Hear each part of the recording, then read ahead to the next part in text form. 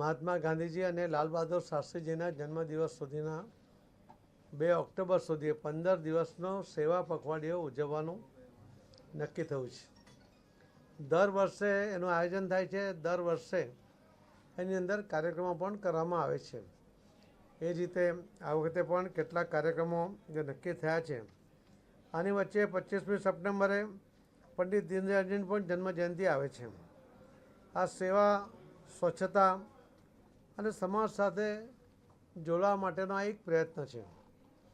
અને એની અંદર ગુજરાતમાં કહી શકાય કે જે ગુજરાતને કોઈ પણ વ્યક્તિને જ્યારે ઓપરેશન વખતે કે અન્ય વખતે જે બ્લડની જરૂર પડે છે એ ગુજરાતમાં ટોટલ જરૂરિયાતની ગુજરાત જ પૂરી કરે છે. અને કેટલીક વાર તો અન્ય રાજ્યોને પણ સહાય આપી શકીએ એટલા રક્તદાનના કાર્યક્રમો એ ગુજરાતમાં થતા આવ્યા છે. અલગ અલગ સંસ્થાઓ દ્વારા પણ, ભારતીય જનતા પાર્ટીના યુવા મોરચા દ્વારા પણ રેકોર્ડ થાય એ પ્રકારના રક્તદાન શિબિરો યોજવામાં આવે છે અને યુનિટ ભેગા કરવામાં આવે છે. આ વખતે પણ ખૂબ મોટી સંખ્યામાં આ રીતે બ્લડ ડોનેશન કેમ્પ કરીને રક્તદાનના કેમ્પ કરવાના અને યુનિટ ભેગા કરવા માટેનો પ્રયત્ન કરવાનું નક્કી કર્યું છે. આમાં દર વખતે આપણે કાર્યક્રમ કરતી વખતે સ્વચ્છતાનો પણ આગ્રહ કરીએ છીએ. એ કાર્યક્રમ પહેલાં પણ સ્વચ્છતા થાય, કાર્યક્રમ પછી પણ સ્વચ્છતા થાય. અને એનો મહાત્મા ગાંધીજીના પ્રતિમાનો પહેલાં એની સ્વચ્છતા કરી લેવામાં આવે છે અને ત્યાર પછી એની સ્વચ્છતા જળવાય એના માટેના પણ પ્રયત્નો અમે કરતા હોઈએ છીએ. પરંતુ સ્વચ્છતાનો આગ્રહ જ્યારે સ્વતંત્રની ચળવળ ચાલતી હતી ત્યારે પણ મહાત્મા ગાંધીજીએ સ્વચ્છતાનો આગ્રહ કરતા હતા. સ્વતંત્રતા મળી ગઈ પરંતુ સ્વચ્છતાને વિસારે પાડી દેવામાં આવી હતી. આપણે જોયું છે કે માનનીય પ્રધાનમંત્રી શ્રી નરેન્દ્ર મોદી સાહેબે આ ગાંધીજીની સ્વચ્છતાની આ ચળવળને આગળ ચલાવીને ખૂબ મોટી સંખ્યામાં લોકોને જોડ્યા, લોકોને જાગૃત કર્યા. આજે નાનું બાળક પણ ચોકલેટ લઈને ખાઈને રેપર ખિસ્સામાં મૂકીને યોગ્ય જગ્યાનો નિકાલ કરે છે. આ પ્રકાર ત્યાં સુધી આપણે પહોંચ્યા છીએ. પરંતુ હજુ પણ આ સ્વચ્છતા વધે અને સ્વચ્છતા જળવાય એના માટેના પ્રયત્ન આ પખવાડિયા દરમિયાન પણ કરવાના છે અને સતત પણ કરતા રહેવાના છે. રક્તદાન શિબિરની સાથે સાથે દરેક જિલ્લામાં 750 યુનિટ આ રક્ત જમા થાય. કેમ કે માનનીય પ્રધાનમંત્રી શ્રી નરેન્દ્ર મોદી સાહેબના 75મો જન્મદિવસ છે એટલે 750 યુનિટનો ટાર્ગેટ અમે દરેક જિલ્લાને એની અંદર આપ્યો છે. સમાજ, કોલેજો અને સામાજિક સંગઠનો પણ સાથે મળીને આમાં આયોજન કરશે. દિવ્યાંગો માટે પણ એમનું જીવન સરળતાથી જીવી શકે, એ આર્થિક ઉપાર્જન કરી શકે એના માટે પણ એના કાર્યક્રમો કરવાનું નક્કી કરવામાં આવ્યું છે. માનનીય પ્રધાનમંત્રી મોદી સાહેબ 2014માં પ્રધાનમંત્રી બન્યા પછી આ દેશના લગભગ 2,48,00,000 જેટલા જે દિવ્યાંગ ભાઈ બહેનો છે એમનું જીવન સરળતાથી ચાલે એના માટે, સરળતાથી જીવી શકે એના માટે એને જે સાધનો જોઈએ, કોઈને વ્હીલચેર જોઈએ, કોઈને કાનના મશીન જોઈએ, એવી દરેક પ્રકારની સહાય એવો સૌથી મોટો કાર્યક્રમ ગુજરાતમાં માનનીય પ્રધાનમંત્રી મોદી સાહેબે નવસારીમાં કર્યો હતો અને એમાં લગભગ 1 લાખ લોકોની ઉપસ્થિતિ હતી અને 17,000 દિવ્યાંગોને એમાં સાધનો આપવામાં આવ્યા હતા. આ કેમ્પ કરવો નાની વાત નથી. કેમ કે આટલો મોટો કેમ્પ કરવો તો 6 મહિના પહેલાંથી આ દિવ્યાંગ ભાઈ બહેનોને પોતાના ઘરેથી એમના કોઈ સહયોગી સાથે સિવિલ હોસ્પિટલ લાવવા પડે છે. એમને કેટલા ટકા દિવ્યાંગ છે એનું સર્ટિફિકેટ ત્યાંથી લેવું પડે છે. ફરીથી એમને પાછા ત્યાં મૂકવા જવું પડે છે અને કાર્યક્રમ વખતે પણ લાવવા પડે છે. એટલે આ ખૂબ મુશ્કેલ કામ છે. પરંતુ આટલા મોટા કાર્યક્રમો એ મોદી સાહેબે વારાણસી સહિત આખા દેશમાં અલગ અલગ જગ્યાએ કર્યા છે.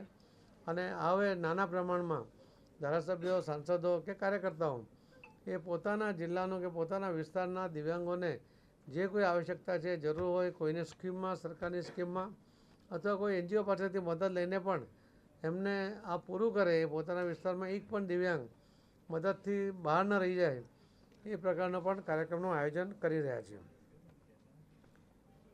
એક પેડ માં કે નામ આ કાર્યક્રમને ખૂબ મોટી સફળતા મળી છે.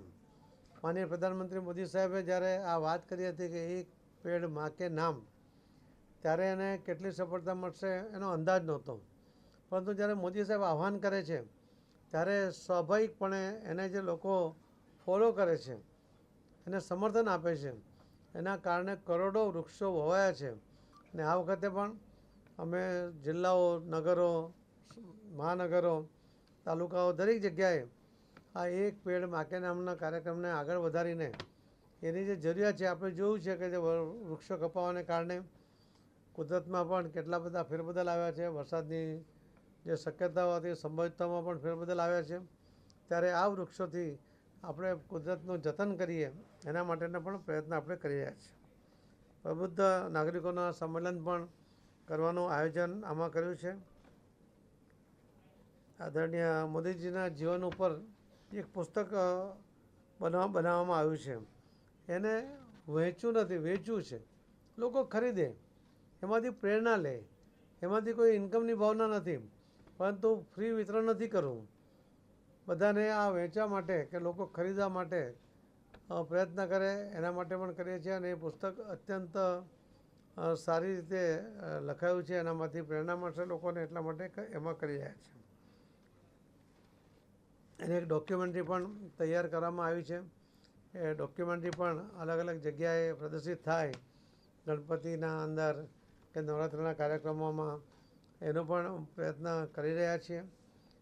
જે રીતે ગણપતિની અંદર સિંદૂર માટે, સિંદૂરના કાર્યક્રમ, સિંદૂરનો બેઝ લઈને એના થીમ ઉપર ઘણી બધી ગણપતિના મંડળોમાં, એ મંડપોમાં એને સમાવવામાં આવ્યું છે.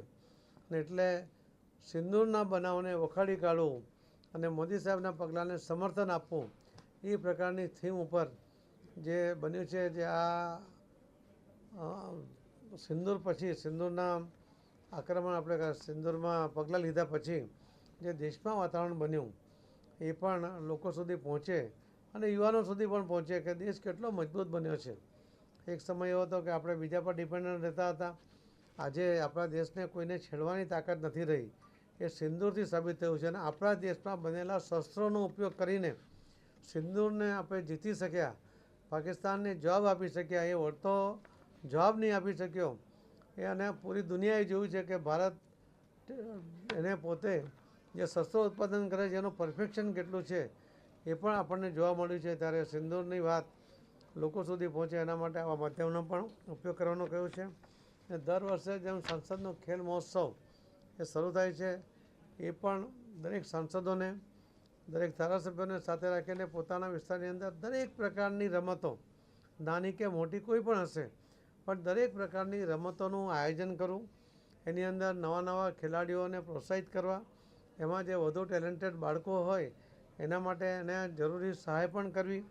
અને એ રીતે આ જે આખા ગુજરાતની અંદર આ સંસદ ખેલ ઉત્સવ ઉજવવાનું નક્કી થયું છે. અને બધા જ સાંસદો દર વખતે ઉજવતા પણ આવ્યા છે. એના કારણે આજે ઘણી બધી જગ્યાએ આપણા જે ખેલાડીઓ સારો પ્રયત્ન પણ કરે છે, સફળતા પણ મેળવી રહ્યા છે. તો એ આના કારણે એમને પણ પુશ મળશે એવી અપેક્ષા છે. ને એટલા માટે એને પણ અમે આમાં જોડ્યો છે. તો આ સેવાકીય પખવાડિયું છે. આ સેવા પખવાડિયાની અંદર દરેક પ્રકારની સેવાકીય પ્રવૃત્તિ કરવામાં આવશે. દરેક ધારાસભ્ય, દરેક સાંસદ, દરેક જિલ્લા પ્રમુખો, એ દરેક જણ પોતાના વિસ્તારમાં થયેલા કામોનો ફોટો કે વિડીયો સાથે રોજે રોજ એ પ્રદેશ કાર્યાલયમાં એનું રિપોર્ટિંગ કરશે. અને એને અમે અહીંયા દરેક જિલ્લા વાઇઝ કેટલું કામ થયું છે એની ઉપર પણ ધ્યાન આપીશું. જે સ્થાનિક અને પરંપરાગત રમતોનું પ્રાધાન્ય આપવાની સાથે સાથે આપણે સરદાર વલ્લભભાઈ પટેલની 150 કિલો એમના 31 ઓક્ટોબરની જન્મજયંતિ નિમિત્તે કરમસદથી સ્ટેચ્યુ ઓફ યુનિટી સુધી 150 કિલોમીટરની એક પદયાત્રા કરીએ છીએ. એની અંદર જે પદયાત્રીઓ જોડાશે એને પહેલાંથી અમે લિસ્ટ બનાવીશું. પરંતુ એ જ્યાંથી પસાર થશે, દરેક જિલ્લાથી, દરેક ગામોમાંથી, ત્યાં સંગઠનમાંથી એને આવકાર આપવા માટે, એની વ્યવસ્થા કરવા માટે અને એમાં જોડાવા માટે ખૂબ મોટા લોકો એમાં જોડાય એવો પ્રયત્ન કરી રહ્યા છે. સૌથી વધુ માની લો કે કોઈ 5 કિલોમીટર ચાલી શકે, કોઈ 10 કિલોમીટર ચાલી શકે, તો એટલું પણ એમાં જોડાતો જાય. અને આખી યાત્રાને આવકારની સાથે સાથે સરદાર વલ્લભભાઈ પટેલે કરેલા અખંડ ભારતની રચના એના માટે એમનો આભાર વ્યક્ત કરતો એક સાર્થક થાય એ પ્રકારનો પ્રયત્ન એમાં કરીએ છીએ. આ યાત્રા ખૂબ ભવ્ય યાત્રા આ નીકળશે 150 કિલોમીટરની, એની વ્યવસ્થા અમે કરી છે. મેં આપને પહેલાં પણ કહ્યું કે ગણપતિ મહોત્સવ અને નવરાત્રિના પણ અમે એનો સ્વચ્છતાની સાથે સિંધુનો પણ સંદેશ આપવા માંગીએ છીએ. નમો ઉત્સવ દ્વારા એક નાટક માનનીય પ્રધાનમંત્રી શ્રી નરેન્દ્ર મોદી સાહેબના જીવન ઉપર ગુજરાતીમાં બનાવવામાં આવ્યું છે. આપ સૌએ કદાચ જોયું બી હશે કે એક જાણતા રાજાનું નાટક હતું, આપણે હિન્દીમાં જોયું હશે. એ શિવાજી મહારાજના જીવન ઉપર બનેલો એ નાટક હતું. એની અંદર પણ હાથી ઘોડા એ સ્ટેજ પર આવતા હતા. એની અંદર લગભગ 300થી વધુ કલાકારો એમાં કામ કરતા હતા. એ રીતે માનનીય પ્રધાનમંત્રી શ્રી નરેન્દ્ર મોદી સાહેબના જીવન ઉપર બનેલું આ નાટક ગુજરાતીમાં બન્યું છે. એને હિન્દી ડબિંગ પણ કરવાના છે અને ગુજરાતથી એને બતાવવાનું શરૂ કરીને હમણાં લગભગ 6 જિલ્લાઓમાં 6 મહાનગર એટલે અલગ અલગ સ્થળો પર એનું આયોજન કરવાના છે. અને 3 થી 5 દિવસ સુધી એ એક એક સ્થળે આ નાટકની ઉજવણી ભજવશે. એની અંદર પણ હાથી ઘોડા આવે છે, બળદગાડા આવે છે અને ખૂબ બધું આખો ગુજરાતનું જે સંસ્કૃતિ છે એને પણ એમાં જોડવાનો પ્રયત્ન કર્યો છે. પણ મુખ્યમાં માનનીય પ્રધાનમંત્રી શ્રી નરેન્દ્ર મોદી સાહેબના જીવન ઉપર આધારિત એ નાટક છે. અને મને લાગે છે કે આજે અને આવતીકાલે પણ આવનારા વર્ષોમાં પણ આવનારી પેઢીને પણ એમાંથી પ્રેરણા મળે એ પ્રકારનું આ નાટક બન્યું છે. એનું નામ છે નમો ઉત્સવ તરીકે એને ઉજવણી શરૂ કરી છે. આપ સૌને આપણા માધ્યમથી લોકો સુધી પહોંચાડવા માટે અમારી વિનંતી છે.